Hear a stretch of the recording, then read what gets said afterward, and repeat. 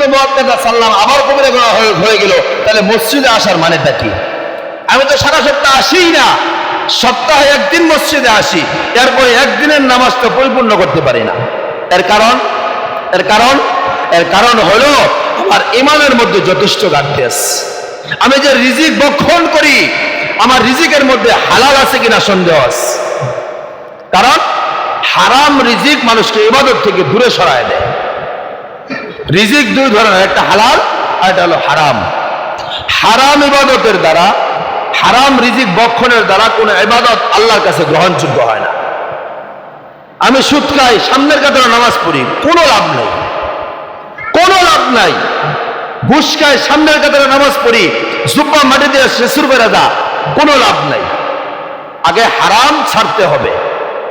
কারণ আমার রক্ত যদি হারাম হয়, আমার চামড়া যদি হারাম হয়, আমার শরীরের শক্তি যদি হারাম হয়, এর দ্বারা ইবাদত করলে, হালাল ইবাদত করলে হালাল হিসেবে আল্লাহর কাছে গণ্য হবে না। আমার শরীরের এই খাবারের দ্বারা রক্ত তৈরি হয়, গোশত তৈরি হয়, হাড্ডির মধ্যে শক্তি আসে কিনা? কিন্তু আমরা আজকে সুদখোর সামনের কাতারে নামাজ পড়ে আসছি, তারা মানুষ সম্মান করে, টাকার কারণে মসজিদের সভাপতি বানায় থাকে। আজকে এই কথাগুলো মেম্বার থেকে আলোচনা করলে খতিব সাহেবের চাকরি চলে যায়। কেন? সুদখোর সভাপতি, সুদখোর ক্যাশিয়ার, সেক্রেটারি, চাকরি চলে যায়।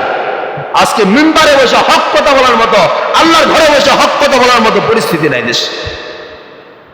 কেন? গুনার পরিধি, হারামের পরিধি এত ব্যাপক পরিমাণে হয়েছে। প্রত্যেকটা জায়গায় জায়গায় মসজিদে আলোচনা হয়, সবাই আলোচনা হয়, চাষ চলে, এখন বিভিন্ন দোকানের মধ্যে, টিভিতে আজকে বয়ান চলে, এরপরে মানুষ হেদায়েতে আসে না। কেন? মানুষ বিভিন্নভাবে হারামের সাথে জড়িত আছে। আজকে নিম্ন শ্রেণীর মানুষগুলো এনজিও, বিভিন্ন ধরনের ব্রাক, বিভিন্ন ধরনের এই কি উঠা, এটা ওই যে গ্রাম থেকে আসে যে মহিলারা টাকা নিয়ে যা, বিভিন্ন ছোট ছোট সমিতি, এনজিওর নামে বিভিন্ন সমিতি থেকে টাকা উঠায় মহিলাদের নামে। তারপরে কার নামে?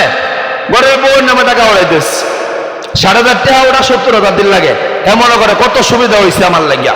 আরে তোমার সুবিধা এটা, তুমি মইরা দেখো, যদি মাখলুকের রিজিকের ফয়সালা আল্লাহ করতে পারে, তোমার রিজিকের ফয়সালা আল্লাহ করতে তোমার ওই পরিমাণ ইমান মজবুত নাই, ওই পরিমাণ ধৈর্য নাই, যার কারণে তুমি আজকে হারামের সাথে জড়িত হয়ে নিজেকে খুব বাহবা দিতেছ, খুব স্বাচ্ছন্দ্য বোধ করতেছ, নিজের কাছে খুব প্রফুল্ল মনে হইতেছে।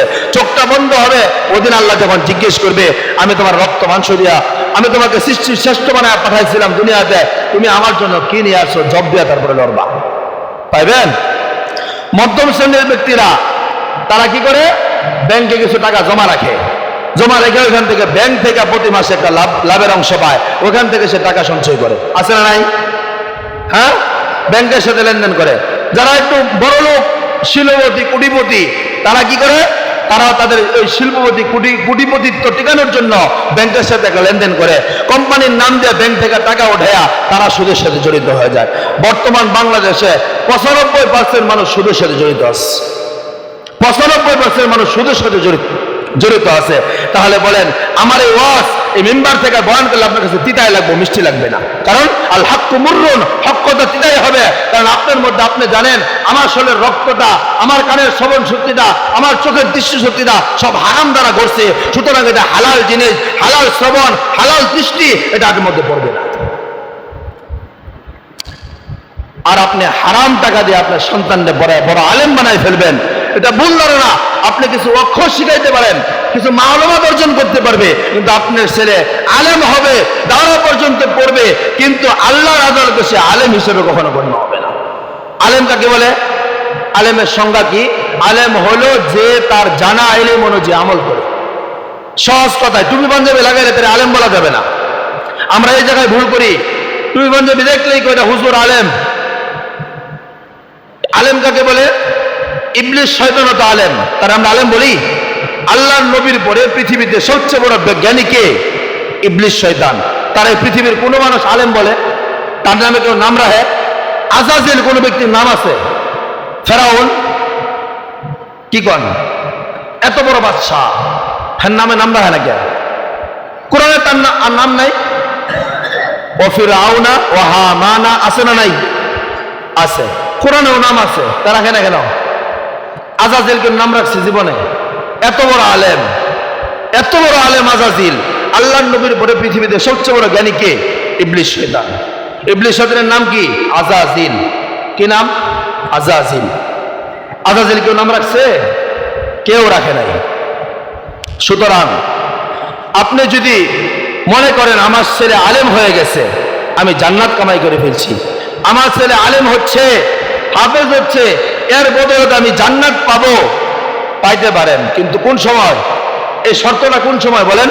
ফাহাল্লা হালালাহু ওয়া হাররামা হারামা আদখালাহু আল্লাহুল জান্নাহ ওয়া শাফাহু ফি আশরাতিন মিন আহলি বাইতিহি কুল্লুহুম ক্বাদ ওয়াজাবাত লাহুন নার। এটা কখন? হাসরের ময়দান কায়েম হওয়ার পরে, যখন মানুষের ফয়সালা হয়ে যাবে এরা জান্নাতি এরা জাহান্নামী, তখন দেখবে তার বাবাটা, একজন হাফেজ দেখবে তার বাবাটা জাহান্নামী হয়ে গেছে, একজন আলেম দেখবে তার বাবা জাহান্নামী হয়ে গেছে। এরপরে আল্লাহর কাছে সুপারিশ নিয়ে যাবে, আল্লাহ আমার বাবা আমার জন্য অনেক কষ্ট করছে, কষ্ট উপার্জিত টাকা দিয়ে আমি পড়ে আলেম হয়েছি, কিন্তু এর আগের সময় কতটুকু বলেন? কবরের জীবন কত লম্বা? কবরের জীবনে সুপারিশ করবে আপনার ছেলে? বলেন না কেন? করবে? হাসরের ময়দান করবে? করবে? করবে না। তাহলে এর আগে যে কিছু শাস্তি, এর তো আপনাকে বুক করতে হবে, হবে কিনা? অনেকেই বলে আল্লাহ রহমান, আল্লাহ রহিম, আল্লাহর মতো দয়ালুর কেউ নাই, আল্লাহ সব বান্দা করে মাফ করে দিব।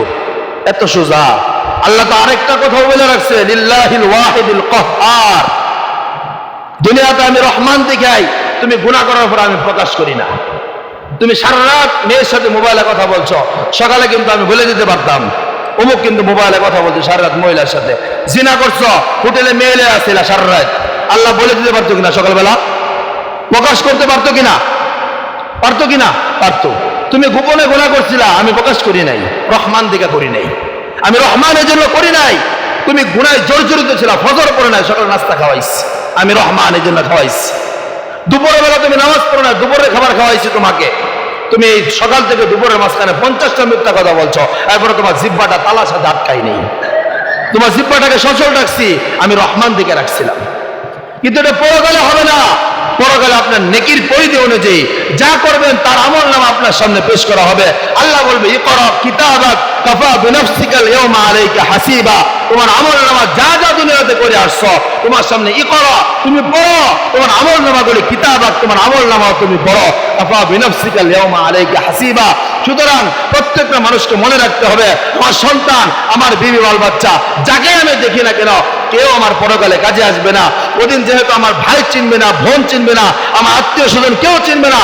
আমার নামাজের জবটা, আমার মাথার এক বিগত উপরে সূর্য থাকবে, পায়ের নিচে উত্তপ্ত তারা থাকবে, এখানে দাঁড়িয়ে আল্লাহর কাছে প্রত্যেকটা বান্দাকে হিসাব দিতে হবে। আল্লাহ তোমাকে মহব্বত করে বানাইছে, তোমার সন্তানকে মহব্বত করে বানাইছে, তোমার বাবাকে মহব্বত করে বানাইছে, কিন্তু তুমি যদি বলো আমার সন্তানের উচিত আমি জান্নাতে দেবো, আল্লাহ বলবে আমি তোকে কেন মহব্বত করে বানাইছিলাম? ওদিন কি বলবেন আল্লাহর কাছে? আল্লাহ আপনাকে মহব্বত করে নাই? আপনি নামাজ পড়ে আরেকজনের আশায় আপনি জান্নাত যেতেছেন কেমনে? এটা বোকামি ছাড়া কোনো কিছু? কথা বলেন, এটা কি বোকামি ছাড়া কোনো কিছু?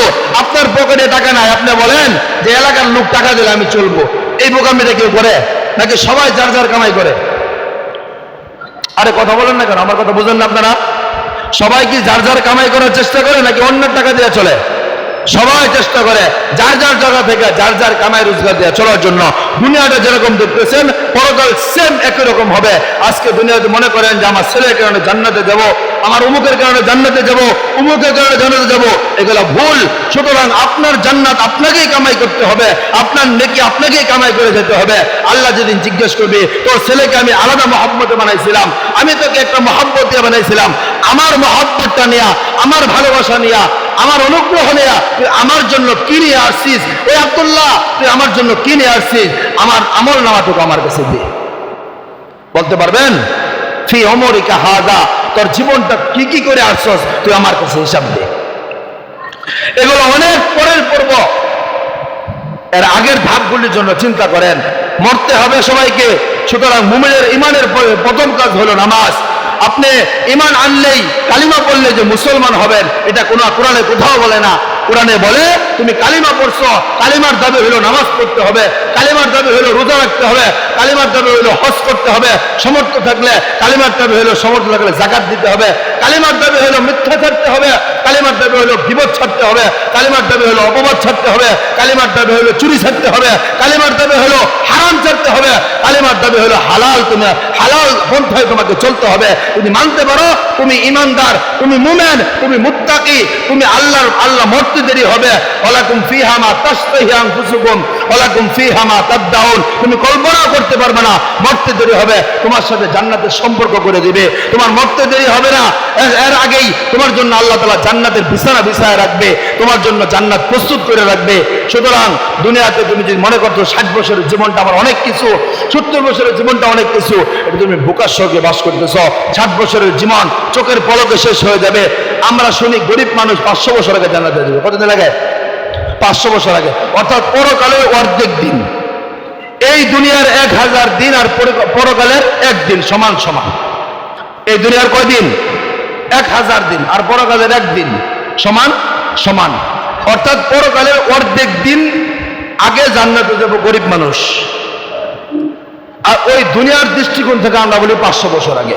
তাহলে চিন্তা করেন, ওই পরকালের দিনের একদিন একটা মিথ্যা কথার জন্য যদি তার 12,000 বছর জাহান্নামে কাটতে হয়।